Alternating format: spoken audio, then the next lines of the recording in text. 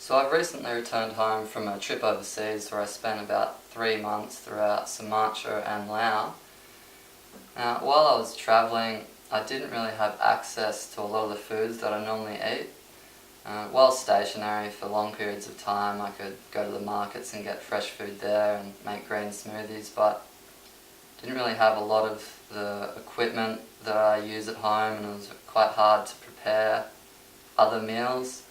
So as a result of that, I got quite sick on several occasions due to my condition of having a bad immune system.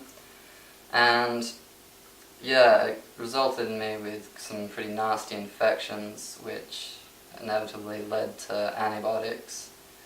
And so now I'm home and I've got access to all the foods that I want, and I've just been eating a lot of fermented, like cultured foods to rebuild the gut, because as most people know, antibiotics kill off the bad bacteria which cause the infection, but they also kill almost all the good bacteria as well. So this recipe today is great for building up the good bacteria in your gut, and they say that up to 80% of your immune system is actually in your gut and your intestinal tract. So I'm going to make a big batch of fermented vegetables today. So the key ingredient to any batch of fermented veggies is cabbage. You can use red cabbage or regular cabbage, doesn't matter, but today I'm going to use the red cabbage. And besides cabbage, all the other vegetables are completely up to you, really. So I'm going to add some coriander or cilantro for flavour, and some kale, which is going to be really nice as well. I'm going to add some beetroot as well. Just, yeah, put it in my last batch and it just gave a really nice flavour. Going to use some capsicum or bell pepper and some broccoli. And I'm also going to put some caraway seeds in and a bit of salt. Now in the batch that I'm making today, I'm going to use a culture starter. Now I've mixed the culture starter with some warm water and some honey. Now the honey acts as a prebiotic to get the culture started and feeding and active.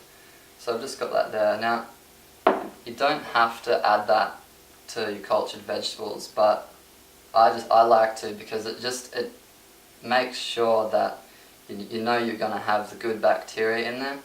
Whereas if you don't use a culture, you're not really sure what types of bacteria in there, and it is a little bit more likely that some bad bacteria could get in. I mean, it's not really an issue, but yeah, this is just, you know what you're getting if you add this. So I'll just start by chopping up the cabbage. Now if you peeled the outer leaves off, maybe 3 or 4 of the outer leaves, and just put those aside because we're going to use that at the end. So I've got my 4 outer leaves here, and I'll just put them down there and we'll use those later. So I'm going to start with chopping this up.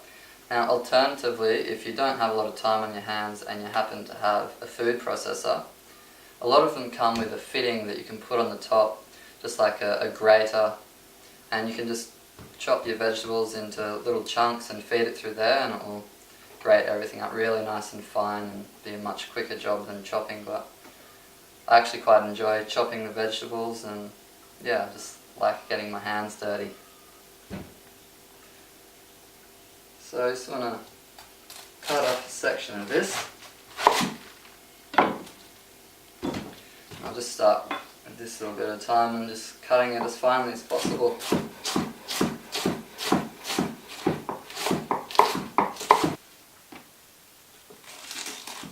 And then I'll just turn it around the other way and slice it down here as well. So I've got 2 big bowls here, and I'm just going to add the veggies as we go. So I've chopped all the cabbage. Now I'll just quickly chop chop up the coriander. So I'm just adding half of everything I chop into each bowl. Do the capsicum.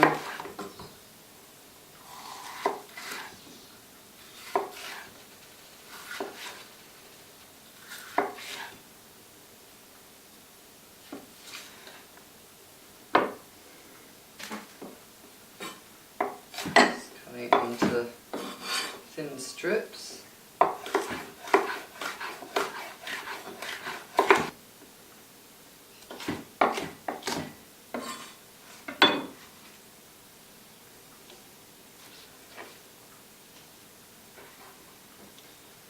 And let's chop the broccoli into fine little slithers. And I'll still use the stalk of the broccoli, but I'll just slice it really finely. For the kale, strip the leaves from the stalk. The stalks are extremely fibrous.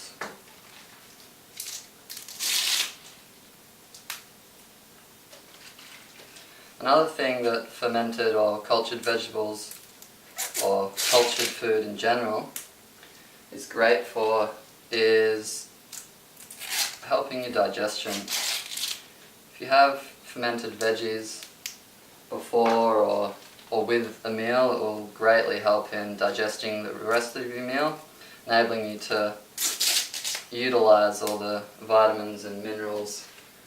So a lot of people have got a thick wall of mucoidal plaque in the digestive tract, which really slows down or limits the absorption that you're getting from the food you're eating. So this is a wonderful way of helping to break down all the molecules and absorb it into your bloodstream. You'd be eating the healthiest diet in the world, but if your digestive tract's no good, you won't be absorbing much of it. So just line all these leaves up. And lay them down and roll them tightly.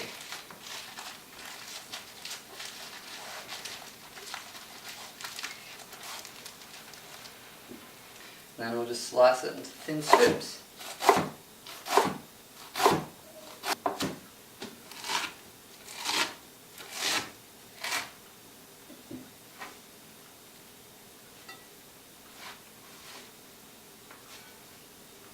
Now for the beetroot, because it takes a lot longer to soften up when you ferment it, I'm going to grate it so it's nice and fine.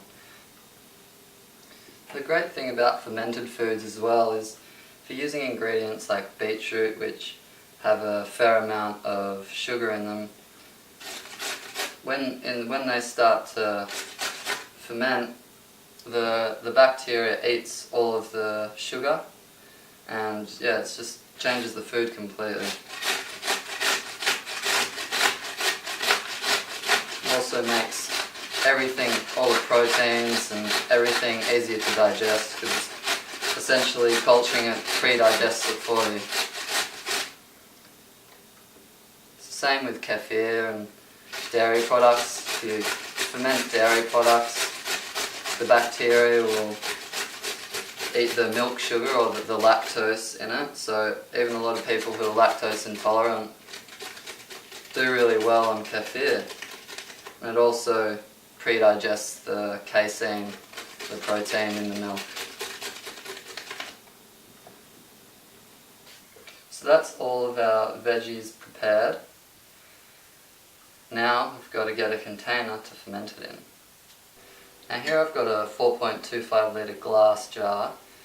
It really is best to do it in glass, because if you do it in something like plastic, a lot of the chemicals in the plastic are going to leach in to the whole batch, and yeah, so I always use glass, and you want to make sure that you've really given it a good clean, maybe with boiling water, or so you just want to get rid of any of the bad bacteria that might be lingering on the inside of the jar. Now, I've got 2 bowls of veggies here. Just going to give them a good mix through.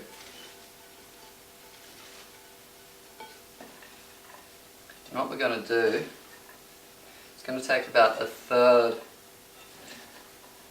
of all of our chopped veggies here and blend them with our caraway seeds and our salt and our culture starter.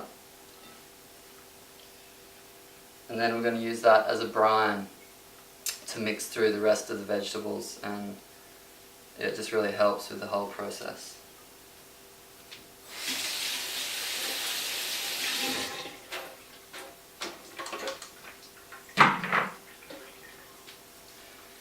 Just pile some of it in here.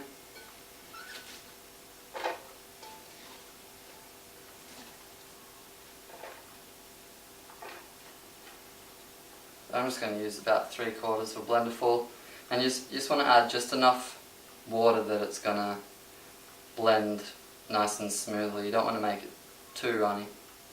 So as you can see, I've blended that up to a nice brine. Now, I'm going to add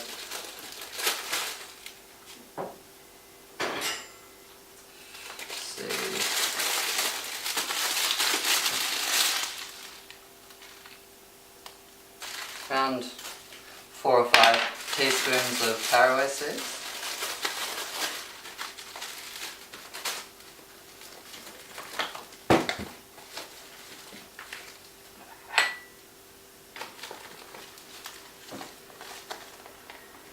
And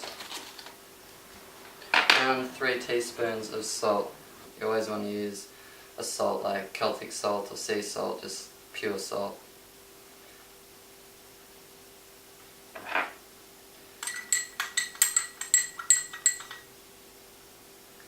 And then I'm also going to add our culture starter.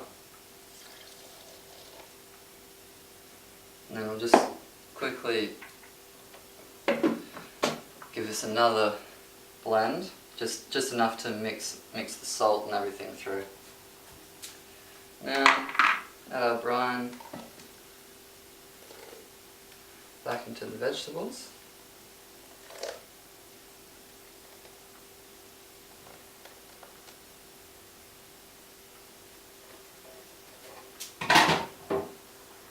And give it a good mix through.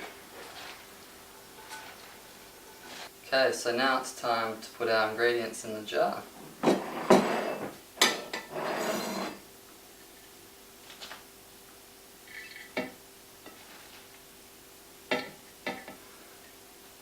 As you're putting it in, just want to make sure they're nice and compressed in the jar. A lot of you might know this as sauerkraut or kimchi, but a lot of the store-bought sauerkraut has been pasteurized or heat treated, which kills a lot of the enzymes and bacteria, so you really don't want to buy store-bought sauerkraut unless you know that it's raw and active. But yeah, it's really, you're much better off making it home. It's a lot cheaper and very easy to prepare. So as you can see, probably didn't have quite enough vegetables. So you could either use a smaller jar or more vegetables, either way, but I'm just gonna try it like this and see how it works. I think it should still work out fine. So now what we're going to do is fill up the jar with water, because you want all the vegetables to be submerged. You don't want them exposed to any oxygen. So I've just got some filtered water in the blender to get the rest of the brine out as well. And you always want to use filtered water, because if you use tap water and it has chlorine in it, the chlorine's, yeah, it's not going to have good effect. It's going to kill a lot of the bacteria, and you really don't want that. just fill this up. Might take a while to get to the bottom, make its way through all the little gaps.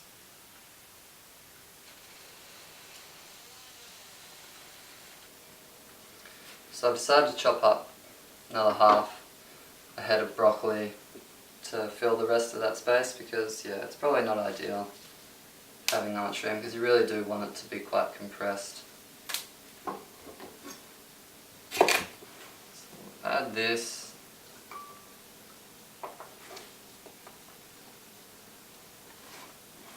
And that should fill that gap nicely.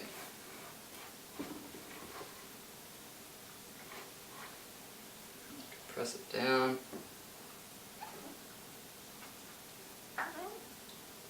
Yeah, so you do want a little bit of room at the top, because it will expand at first and then shrink back down.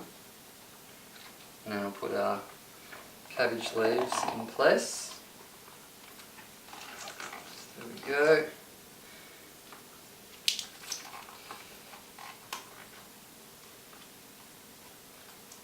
So that will keep all the vegetables beneath the water level, and at the very end just completely top it up.